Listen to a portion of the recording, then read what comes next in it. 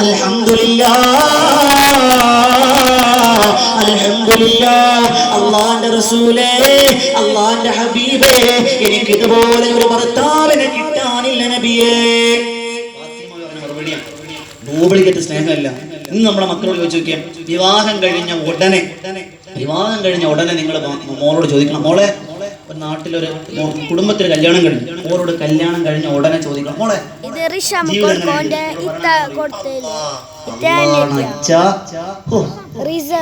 ഒരു മാപ്പിള എനിക്ക് കിട്ടാനില്ല, കഴിഞ്ഞ ജന്മത്തിൽ എന്തോ ഒരു നന്മ ചെയ്തു പോയി, എന്താ സ്വഭാവമുള്ള മാപ്പിള, തങ്കക്കട്ട മുത്തുക്കട്ട ഫുൾ കട്ട, അങ്ങനെ ഒരു മാപ്പിള.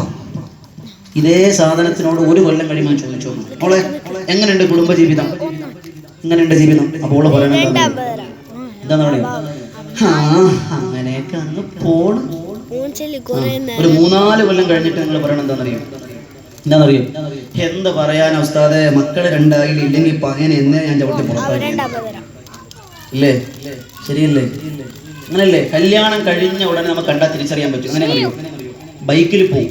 ഇപ്പോഴത്തെ ബൈക്ക് എന്ന് പറഞ്ഞാൽ ഓടിക്കുന്ന ആള് സുജൂദിലും പുറകിരിക്കുന്ന ആൾ റുക്കൂവിലും, അങ്ങനത്തെ ബൈക്കപ്പ് ഇറങ്ങിയിരിക്കുന്നത്. അങ്ങനത്തെ ബൈക്കാണ്, കണ്ടിട്ടില്ലേ? പ്രായമുള്ളവർക്കൊന്നും ബൈക്കിൽ കയറാൻ പറ്റൂല, സുബ്ഹാനല്ലാഹ്, വടി കുത്തിയേ കയറാൻ പറ്റൂല. ഓടിക്കുന്ന ആള് സുജൂദിലും പുറകിരിക്കുന്ന ആൾ റുക്കൂവിലും, അതാണ് ഇപ്പോഴത്തെ ബൈക്ക്. ഈ സാധനങ്ങൾ കണ്ട പുതിയാപ്പിളെ മുഴുവനും പോയ കണ്ട ഓ മുന്നിലും ഓളുടെ തോളിൽ ഓളായിരിക്കും, പുറകിൽ 2 പേർക്ക് ഇരിക്കാൻ പറ്റും. അത്ര അങ്ങനെ ഒട്ടിയിരിക്കണം. കല്യാണം കഴിഞ്ഞ ഉടനെ പോയ ഇതേ സാധനങ്ങൾ ഒരു 6 മാസം 1 കൊല്ലം കഴിഞ്ഞ് അങ്ങോട്ട് പോയാൽ എന്തുണ്ടാവും? ഈ ചെറിയൊരു ഗ്യാപ്പ് ഉണ്ടാവും. ബൈക്കിന്റെ മുന്നിൽ ഓനുണ്ടാവും, ഓനുണ്ടാകും, ഒരു കൈ തോളിൽ, ഒരു കൈ പുറകിൽ ക്യാരിയർ ഉണ്ടാവും. ഇതേ സാധനങ്ങൾ ഒരു 6 മാസം കൂടി കഴിഞ്ഞാൽ കാസർഗോഡ് തിരുവനന്തപുരം പോലെയാണ്. ഓൻ ഓടിക്കും, പുറകിൽ 2 പേർക്ക് പുറകിലിരിക്കാം. ഒരു 3-4 കൊല്ലം കഴിഞ്ഞ ബൈക്കിൽ പോകണമെന്ന് പറഞ്ഞാൽ ഓൻ ബൈക്കിൽ പോകും, ഓക്ക് വേണമെങ്കിൽ ബസ്സിൽ വേണം.